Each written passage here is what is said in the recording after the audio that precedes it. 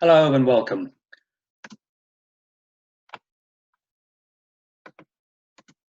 My name is Manny Roberts and I'm the Regulatory Affairs Manager at the IPM. The focus of today's webinar will be the gender stereotyping rules introduced to the code roughly about 12 months ago.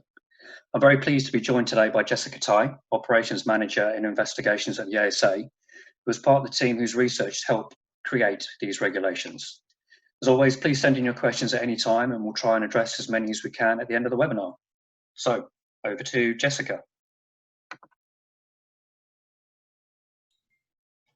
Hi, thanks, Manny. I am just going to share my screen so you've got the slides in front of you. Hopefully this will work smoothly.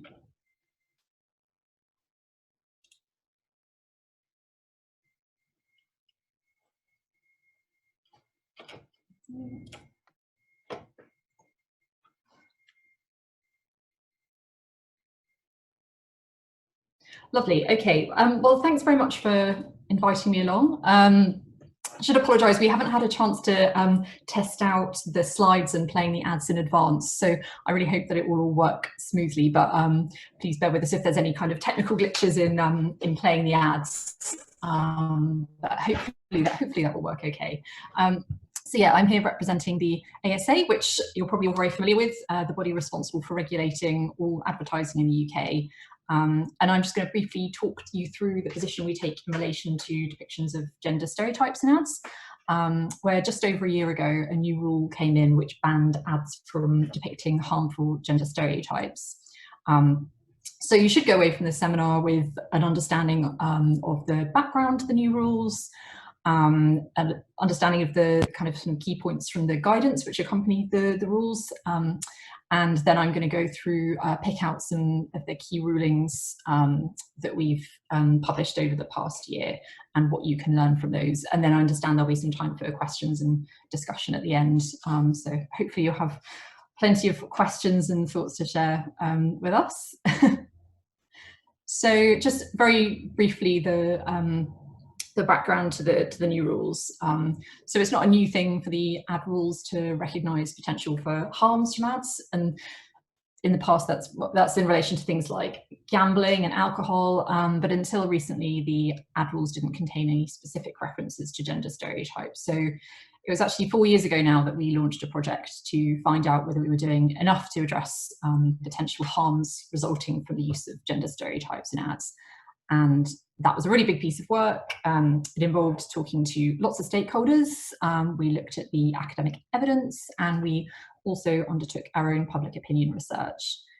Now, lots of the evidence we saw related specifically to women and girls, but we did also look at evidence relating to harms to men and boys. And overall, the evidence showed that we were getting it right in some areas, and that's particularly in relation to areas like objectifying, ads which are objectifying, sexualizing, or depicting unhealthily thin women and girls. But it suggested that we needed to do more to address ads which featured gender stereotypes which might cause harm. And when we talk about harm, it's probably pretty obvious the kind of harms that we're talking about, but it's things like the gender pay gap, lack of women in certain STEM sectors, less women in leadership roles, and then also conversely, less men in caring and teaching careers, crisis in male mental health.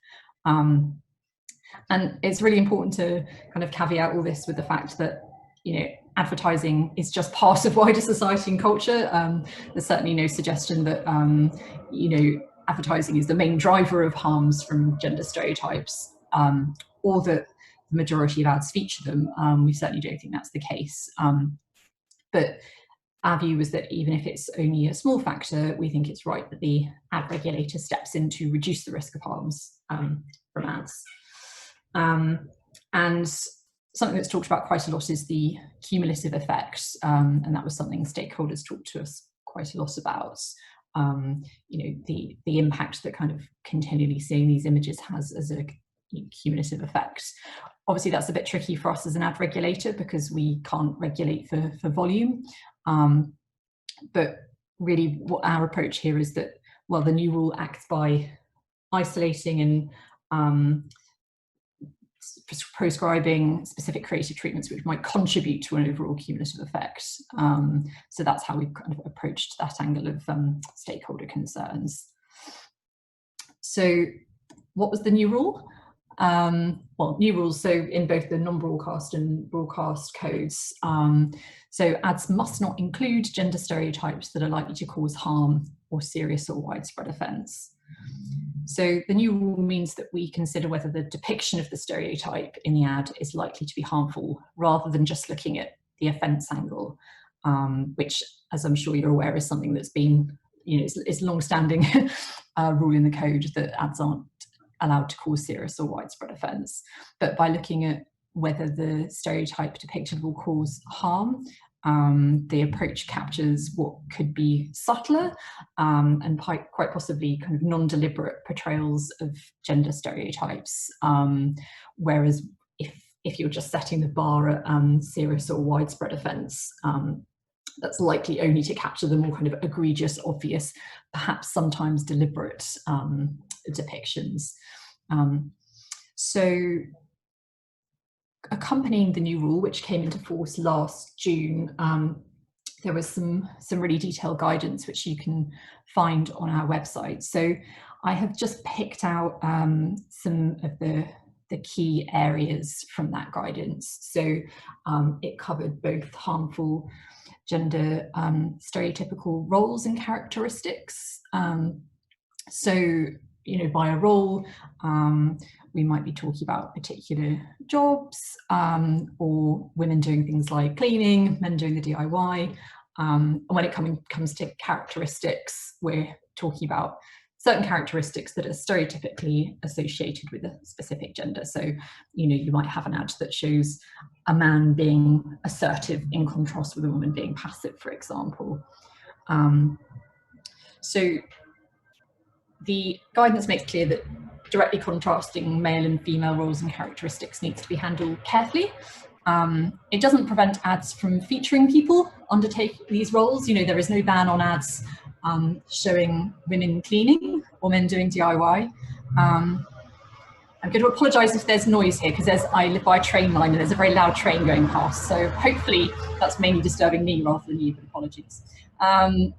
So no ban on cleaning women or men doing DIY in ads. But what ads have to do is to take care not to suggest that role or characteristic is always associated with that one gender, or the only option available, or is never carried out or displayed by another gender. And the guidance also specifically recognises that this is not just about portrayals of women and girls. So in the examples of scenarios which are unlikely to be acceptable, it includes an ad showing a man unable to change a nappy, for example, a man being belittled for displaying emotional vulnerability, or an ad that belittles a man for carrying out stereotypically female roles and tasks. And the guidance also talks about ads shouldn't mock groups or individuals for not conforming to stereotypical expectation of their gender. For example, mocking a transgender woman for not being, presenting as feminine enough. And obviously there's lots in the press, chatter and social media, there's lots of discussion around genders, there being more than two genders. So the guidance really addresses that. And then, as you'll see from the slide, it also covers scenarios aimed at or featuring children. And the guidance recognises that children are obviously particularly vulnerable to depictions of stereotypes. They're very much forming their worldview, so it's really important that advertisers make sure that they are not featuring harmful gender stereotypes in ads which are featuring or aimed at children.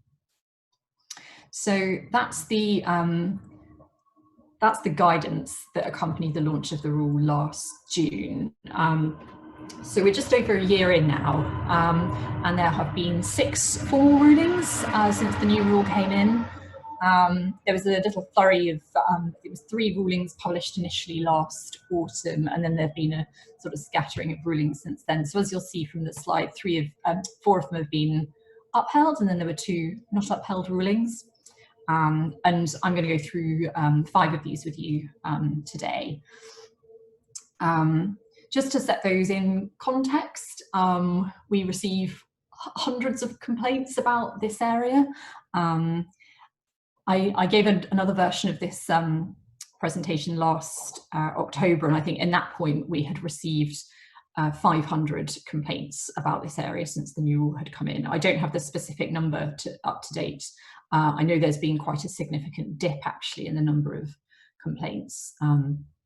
I think when the new rule came in, it got a lot of media and a lot of attention, so there was a kind of big flurry of initial complaints. But we now receive a steady number of complaints, but lower than we were at that point. And I just mention that because 6 rulings might not seem a lot, or it might seem quite a lot. I mean, it depends on your perspective, but yeah, it only represents a very small slice of our work, and actually the vast majority of complaints we receive, we don't investigate, either because it relates to material that's not in our remit, or because it actually doesn't raise an issue under our codes.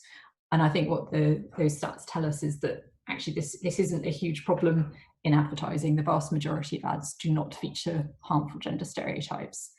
But we'll have a look at some of them, some examples where we thought that they did. So let's have a look at those.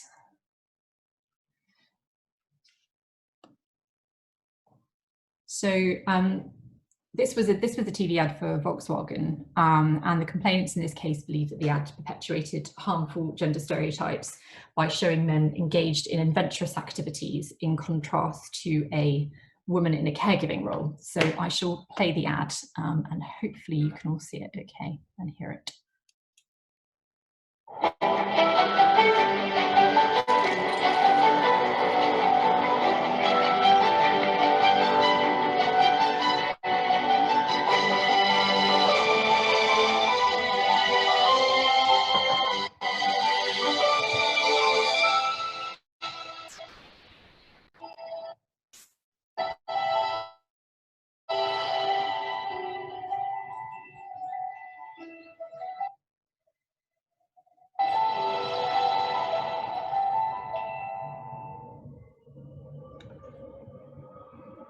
So there we go. So what we see in this ad is a man in a tent on the side of a mountain. We've got 2 male astronauts in space and a male para-athlete doing the long jump. Activities which I'm sure we'll all agree are extraordinary and adventurous. And then at the end of the scene, end of the ad, you've got the woman sitting on the bench next to a pram.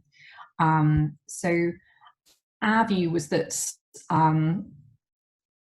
although our view was that the focus here was really on the occupations of the characters, and that by contrasting the extraordinary environments that the men were in and the adventurous activities they were undertaking with the woman shown in quite a mundane setting, engaged in just a stereotypical caregiving role, the man gave the impression, the ad gave the impression that the stereotypical roles and characteristics were uniquely associated with men.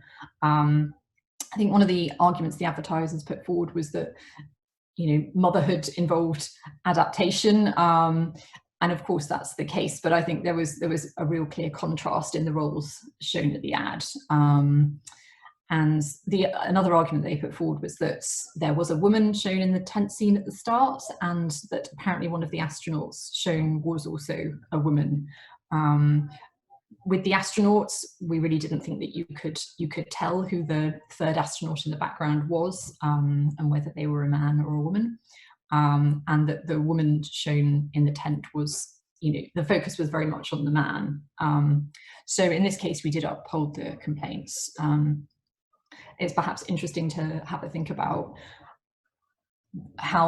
what view we would have taken with some tweaks to the ad and what they could have done to make it acceptable. And obviously the answer to that is pretty infinite really, but it's perhaps interesting to think about what would the ad be like if everyone in it was a man, for example, including the person sitting on the bench at the end, or what if everyone was a woman, or if even in, you know, more sort of smaller changes, so such as the female astronaut being more prominent and clearly a woman, or the woman in the tent scene being shown as more active rather than sleeping.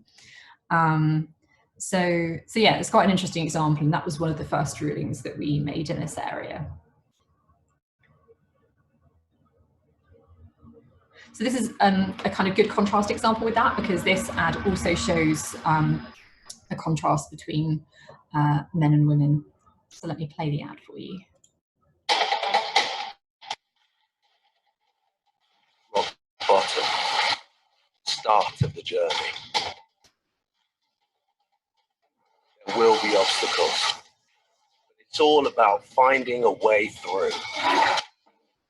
Pushing on, upwards, until finally reaching the top. Buxton, here's to the up and coming.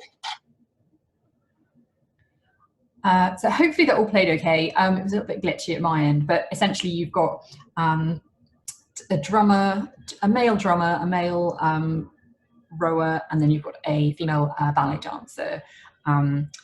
So here the complaint was that the ad contrasted men and women doing activities that the complainants considered were stereotypically associated with each gender. And I think that's particularly in relation to the woman doing ballet, which I think is undoubtedly something that's more associated with women. You know, everyone thinks of little girls doing ballet dancing, for example. So we acknowledged in our assessment here that the activities are stereotypically associated with particular genders. However, our view was that the ads really focused on illustrating the hard work and perseverance that had gone into developing those respective skills to an expert level.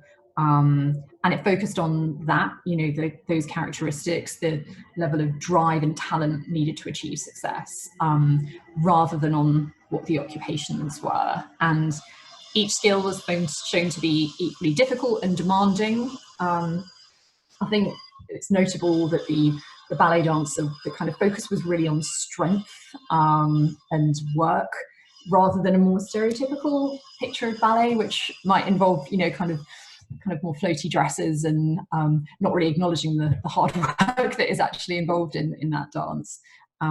So because of that, we concluded that this ad did not perpetuate harmful gender stereotypes. So we didn't uphold the complaints in this case.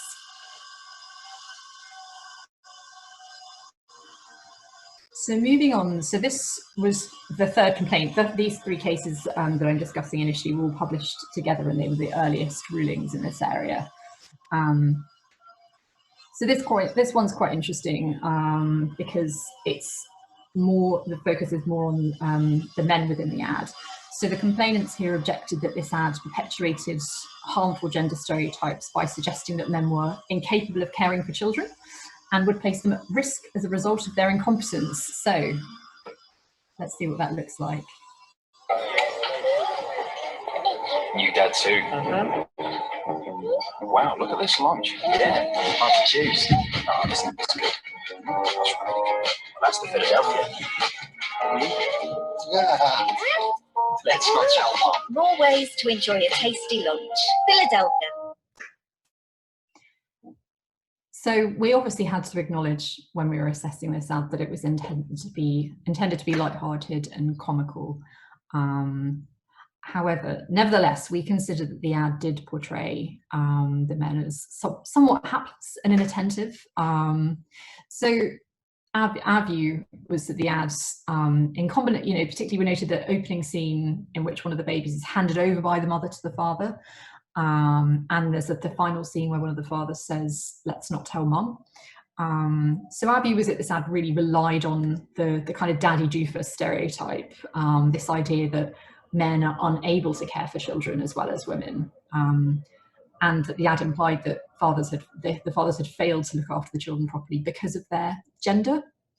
And I guess it's worth thinking, kind of bring this back to the harms, the purpose of the rule in the first place, and what harm that does. And obviously the idea that dads are incapable of looking after their children might well be offensive to quite a lot of fathers out there, but it's also harmful. You know, it contributes to this idea that's both bad for women and for men, you know, that women should be the primary, the ones with primary caring responsibility rather than men. And actually it's quite interesting thinking about that in the current context of coronavirus, and there being lots of reports that actually women have been the ones who that primary child caring responsibility has fallen onto, and that it's actually been quite harmful for them. So the kind of context is key.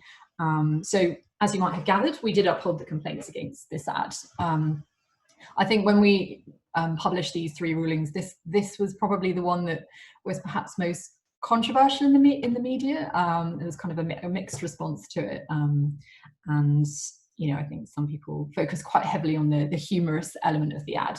So I guess the key message from this ruling is that humour is not necessarily a defence if you're depicting what we consider to be a harmful gender stereotype. So those were the initial rulings, and then I'm going to touch on just finally 2 more recent rulings. So this is an ad for SEO services. So this was seen on the Tube, and you'll have noticed all the ads we've looked at so far featured both men and women to some degree. That's not the case for these next 2 examples. So in this case, we have 19 complaints from people who believe the ad perpetuated harmful gender stereotypes by depicting a woman running a business in a patronising way, and by implying that women were not technologically skilled. So on that basis, they believed that it was featuring harmful gender stereotypes.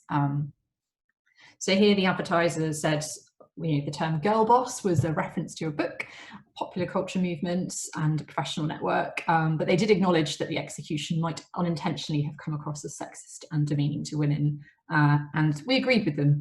Our view is that it's, there's a well-established stereotype that men are more suited to positions of authority in the business world than women, and that using the term girl boss risks implying that the gender of the person is particularly relevant to their performance in a managerial or entrepreneurial role, and also that being a female boss was not the norm. Why do you have to say girl boss? Why not just boss? And alongside that, there's also a well-established stereotype that women are not as skilled as men at using technology and IT. So I think it's both using girl boss and using it will do the SEO thing. We think that implied that female bosses in particular needed help with IT matters. So for these reasons, we did uphold the complaint in this case as well. And so this is the final example I'm going to share with you today. And I think it's a really interesting one because the other TV ads we looked at all featured both men and women. That's not the case for this one. So in this case, we had 8 complaints from people who believed the ad perpetuated harmful gender stereotypes by depicting men in roles that were stereotypically male and implying that it was only men who were interested in technology and computers. So let me play the ad and see what you think of it. It's the beginning of the end of following. It's the start of freedom, individuality, choice. It's an uprising, an insurgence for the players, the gamers, the I'll sleep laters, the creators, the editors, the music makers, the techies, the coders, the illustrators. Bespoke, customized, like no other, from the specialists, for the specialists. PC Specialist.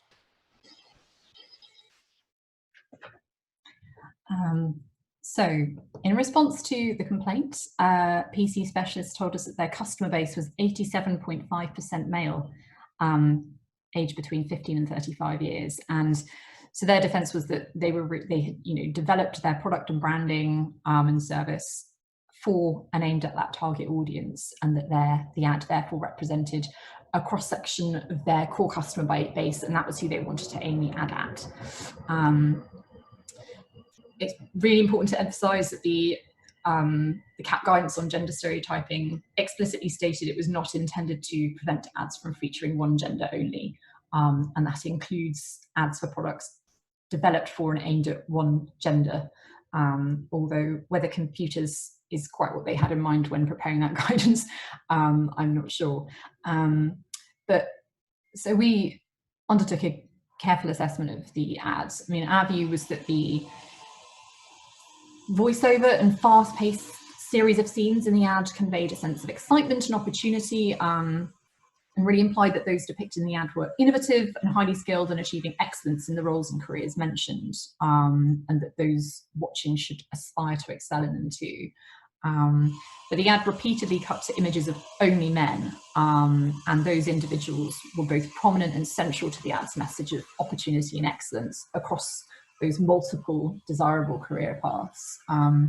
So our view was that actually the ad implied that excellence in those roles and fields would be seen as the preserve of men, and that the ad went further than just featuring a cross-section of the advertiser's core customer base and implied that only men could excel in those roles. So we considered that because the ad strongly implied only men could excel in the specialisms and roles depicted, that it did present gender stereotypes in a way that was likely to cause harm, and therefore breach the code. So I guess the message from this ruling is that although the guidance does not prohibit ads from featuring only one gender, advertisers still need to exercise care in the way that they do that. I think particularly if they are featuring a lot of men, perhaps a variety of different roles and characteristics, you can still stray into depicting a harmful gender stereotype.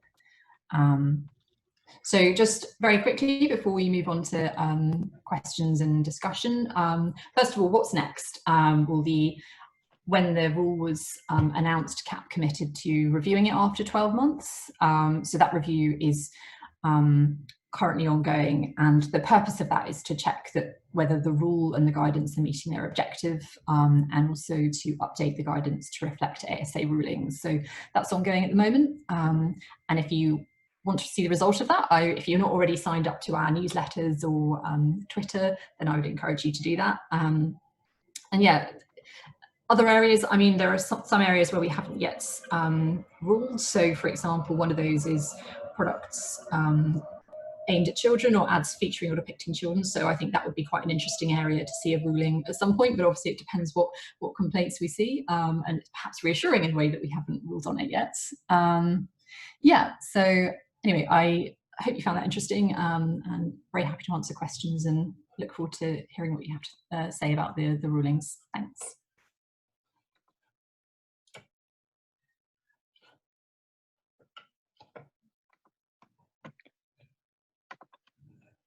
Thank you, Jessica. That was interesting. Thank you very much for that. And apologies to everyone tuning in if you saw any technical issues there. Unfortunately, we've had a few problems today and weren't able to do a run through, but I do hope you got a lot from that. That was very interesting. Thank you, Jessica.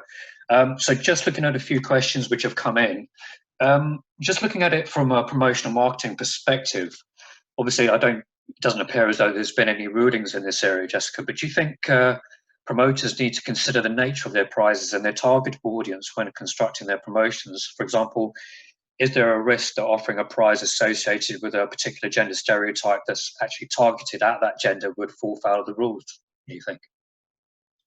Yeah, you mentioned this question to me just before the presentation. I think it's a really interesting one. As you say, we haven't ruled on this area as well.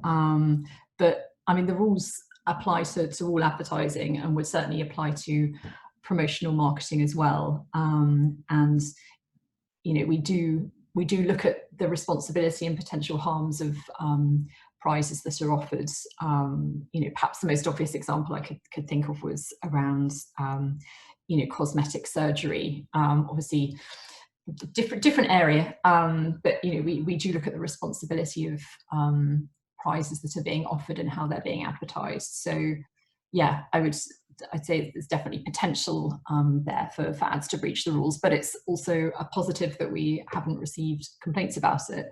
But obviously, if anyone's not sure about whether this, you know, whether they're concerned about this in relation to a particular ad or promotion, and then they can obviously contact Copy Advice for some free advice. Absolutely. Obviously, there just would perhaps be a risk that a product traditionally associated with like an outdated stereotype for either of the genders, and a particular campaign that heavily focused on marketing to that particular gender obviously might cause some concern. But by the sounds of it, it appears as though you know, at this stage there hasn't been a complaint, so fingers crossed there won't be anything in future. Now, just in terms of other questions here, other stereotyping rules, obviously we've covered gender today, but are there other provisions within the code to cover off race and disability in terms of stereotyping as well? So the only rule in the code which addresses stereotyping specifically is in relation to gender, but the rules which talk about the rules which talk about avoiding offence do talk about the other areas of protected characteristics, so race, ethnicity, disability, pregnancy, and so on. But we are very conscious as an organisation of, obviously there's lots of discussions going on at the moment around Black Lives Matter. I don't think anyone could have missed that. So that's something we're very much in kind of early listening mode of as an organisation. And I don't have any kind of specific news to share there, but I can say that we're very much listening to that. And I think it was called out in the consultation documents that there was potential there for some kind of future work in other areas. So it's a sort of watch this space really on that question. Okay. And it's something that you touched upon actually in your presentation about how COVID-19 has affected this particular set of regulations. Is that something you could just expand on a little? I just wonder about how it might play out in future. Obviously, we don't really know how it's going to play out, but how do you think COVID-19 might affect the application of these rules? Oh gosh. It's a really interesting question. I mean, it was just something I was musing on in terms of the context really, and just emphasizing why these rules matter. And just that the current context does, I think, give them particular relevance. But actually, when we look at the complaint numbers, for example, actually we've seen a reduction in complaints about gender stereotyping issues during the coronavirus crisis. I think it's perhaps because people's focus has been a bit elsewhere, and actually I'm not aware of any complaints we've had that links both coronavirus issues and gender in advertising. So the complaints we've been getting have been more about ads flogging products that don't do what they say they do and that sort of thing. But did you have any sort of specific examples in mind, or Not as such. Obviously, everyone's keeping an eye on the ASA rulings in regards to coronavirus. It's just obviously touching upon, with everyone stuck at home and the kind of rules associated with each gender. There's just seems as though there might be a particular focus on those roles in this particular time when the majority of people are spending most of their time at home. Yeah, I don't think we've actually seen any examples of ads where that issue has been raised. But obviously, it's, relatively early days. I guess we're probably all going to be at home quite a lot more, so it may well crop up. But yeah, I don't think we've seen that issue arise yet. Okay. And just that's another point you touched upon there, is the future of the regulations. Obviously, you can't really predict any changes or any ways that they might be developed. But how will the situation be monitored, do you think? And do you think there is scope within the rules for them is there any flexibility for them to be developed, for them to be amended if required? So CAP, the industry-facing side of the organisation, are currently carrying out that review. So they'll be looking at the body of complaints that we've received over that first year, and looking at the rulings, and they'll obviously be taking into account stakeholder feedback that we've had. So the scope of the review is to look at whether the rule and guidance are meeting their objective, and to update that guidance. So I think it's unlikely that the rule itself will change, although obviously that's, it's always possible at some point in the future, but I think that's quite unlikely. I think what's more likely is that the guidance may be updated, perhaps to reflect those ASA rulings.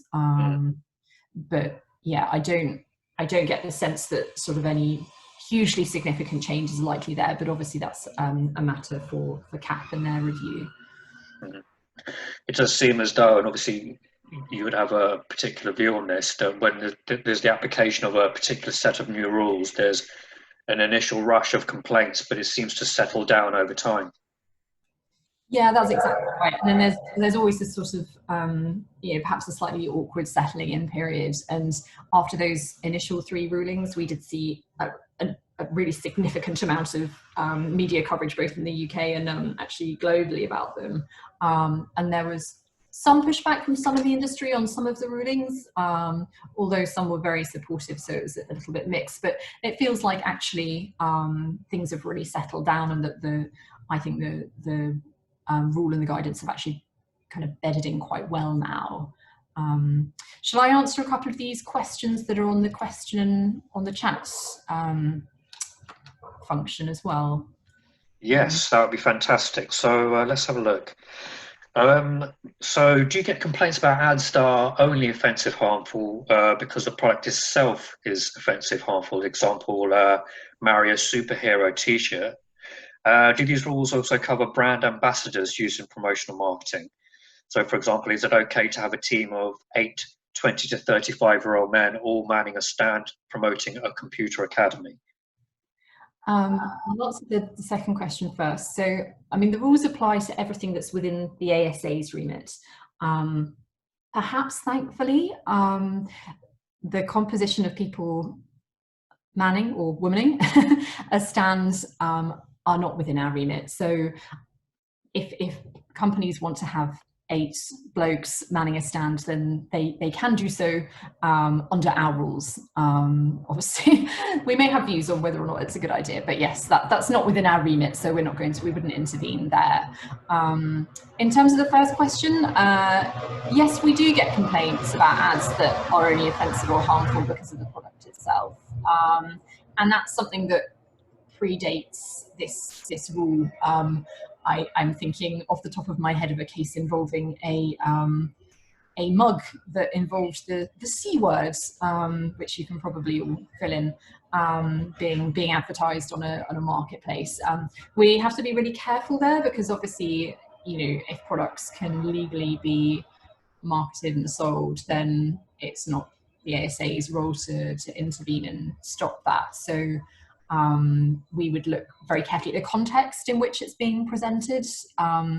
If it's something that's really offensive, does it say need to be on a section of a site that kind of warns people that, these are the sort of, the really offensive or gross out jokes or that sort of thing. So we would look at context, because we need to be careful to focus really more on advertising than the product itself. But we do get complaints there. Okay. Well, that's fantastic. I think we're pretty much run out of time. So thank you for that, Jessica. It's been a very, very informative. Thank you very much for all your time today. It's been much appreciated. That's okay. I was going to say there was one more question about who makes up the panel for the ruling and review. So please go ahead. Yeah.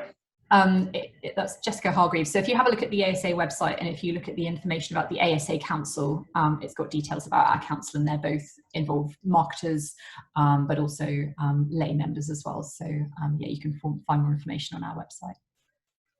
Fantastic. Thank you for that. Well, brilliant. So to everyone listening in, don't hesitate to contact the IPM if you have any questions relating to the topic discussed today. Email address on screen now. So thanks very much, everyone, and enjoy the weather. Thank you. Cheers.